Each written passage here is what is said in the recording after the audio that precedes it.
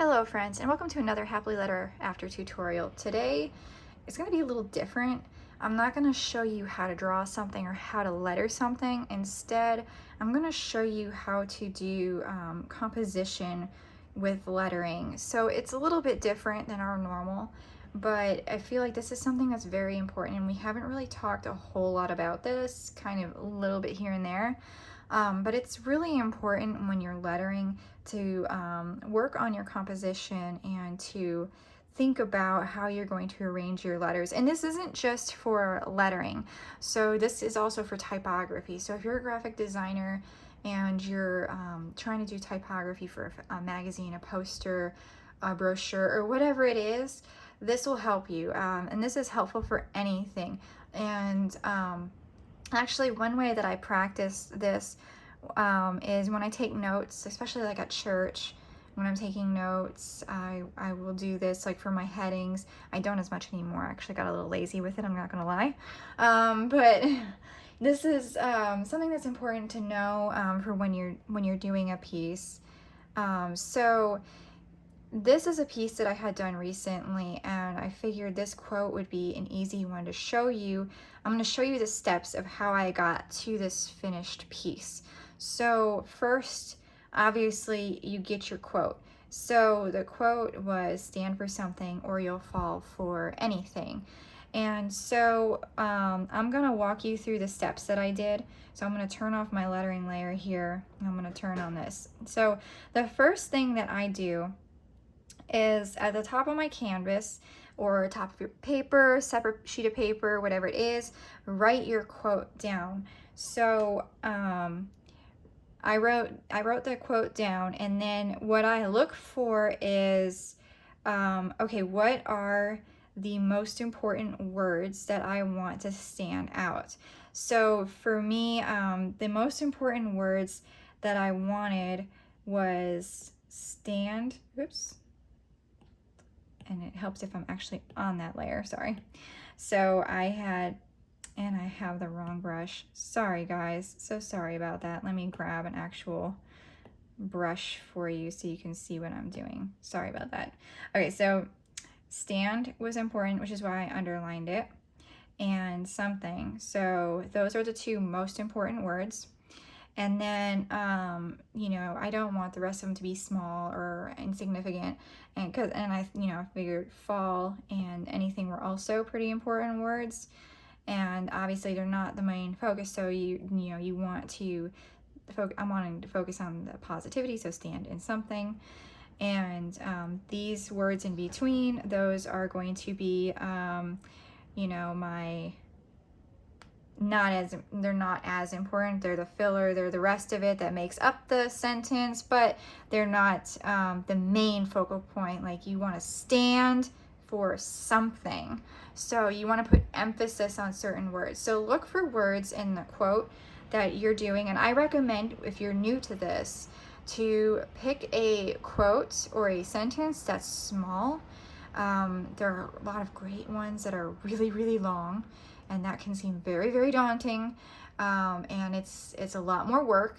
And if you're just new to this and you're just starting out, I would pick something small. You can even do something shorter than this.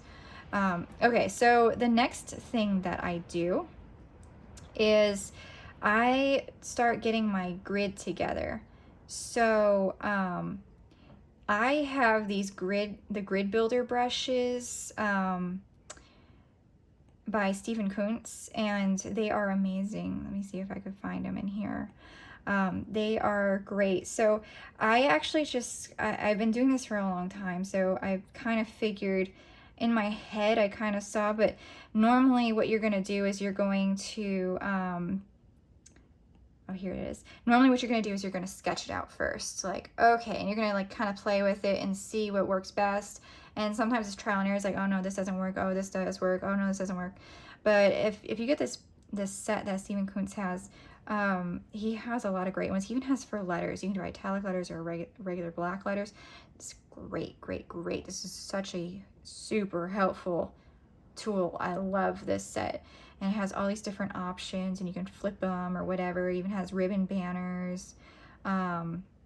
So they're great. So I'm gonna actually bring up the opacity so you can see this a bit, because I had turned it down while I was actually drawing. So let me turn it up so you can see it better. So I have, I want the word stand here, and then something here. And originally, actually, what I had from, if you think back to the original design, what I originally wanted was in the dot of the I wanted to make the word for fit the dot of the I instead. But then I decided not to, because it would kind of get lost because it's going to be over here to the side. Now, it would work well if it was in the middle or kind of near the beginning, and it could possibly still work, but I felt like it was going to get lost. And then it just happened to work perfectly right underneath the A, right in the middle there. It was just a perfect spot.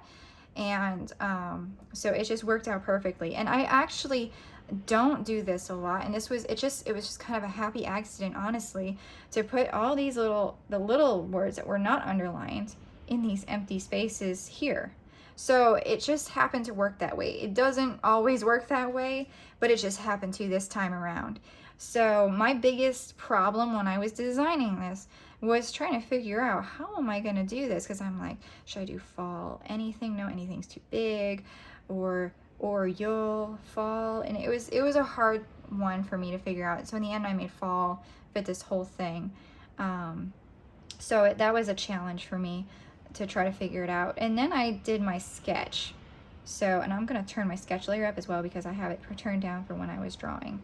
So let me turn down the grid again so you can see the sketch a little bit better. It may still be hard to see on the screen, but I did my sketch, and I had started to do some block lettering, and then I decided to just stop because it was taking too long. And sometimes I don't always block letter in my sketch, but I wanted to get the idea, okay, I want it to be bold and blocky, and then I use my brush, my chosen brush, to do it. It's for me.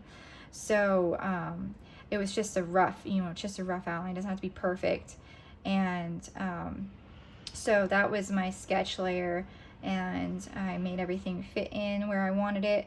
Now here's a tip for when you're trying to get things to fit. Now, and this is one of the things I love about this grid builder is it has the center line here, and that is so perfect. So if you want everything to be centered in your word, and you're using Grid Builder or any other tool, if you're not using Grid Builder, I recommend going to your wrench icon and turning your grid on and having it be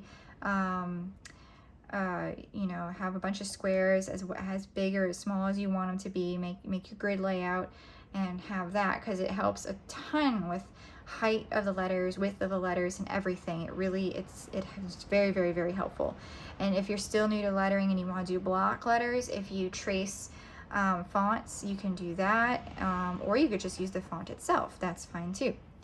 So anyway, if you're trying to figure out what the center letter is, so what I did is I'm just like, okay, I'm counting over here. So for stand, 1, 2, 3, 4, 5. Okay, there's 5 letters. So there is a middle letter. A is the middle letter. So A is going to be right in the middle here.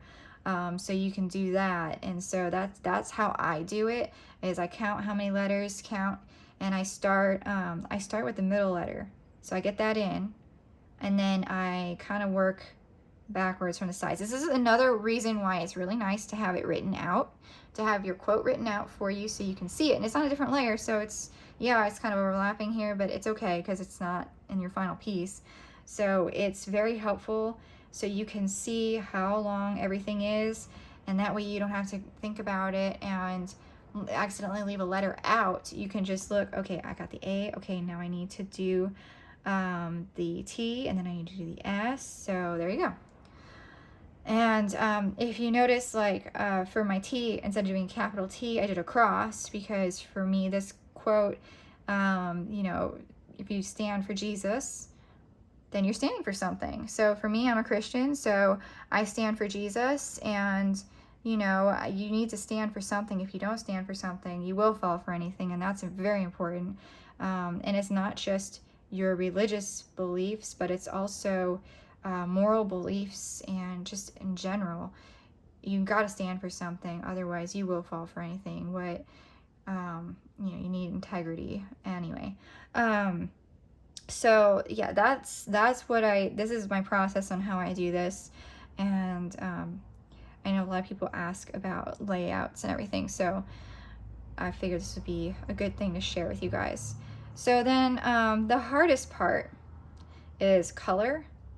So this is another question I get asked a lot, is color. How do I pick color? How do I pick color? That is hard. I still struggle with that a ton.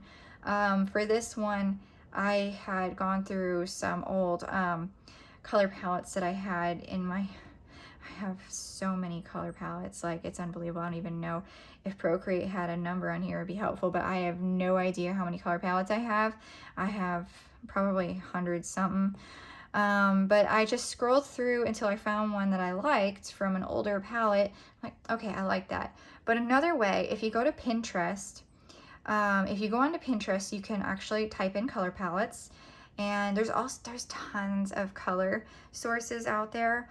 Pantone sites, you can get color palettes. If you just Google color palettes, you'll find tons of them. And then if you know how to do color pick, where you can bring the photo in and you could just hold your finger down and then it'll pick that color. So right now I'll have that orange color.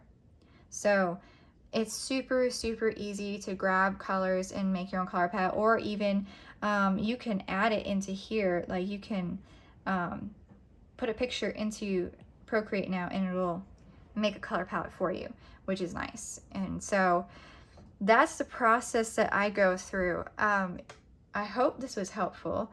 If you have any additional questions or you would like to see anything else relating to this, let me know. Let me know in the comments and I will do my best to answer your questions, and maybe we'll have another tutorial. But I figured this would be a fast and easy way, instead of actually walking through how to do the piece, like actually making the piece, is to describe the process first. But if you'd like to go through the process together on a piece, let me know and we can do that. All right, until next time, guys, have fun creating.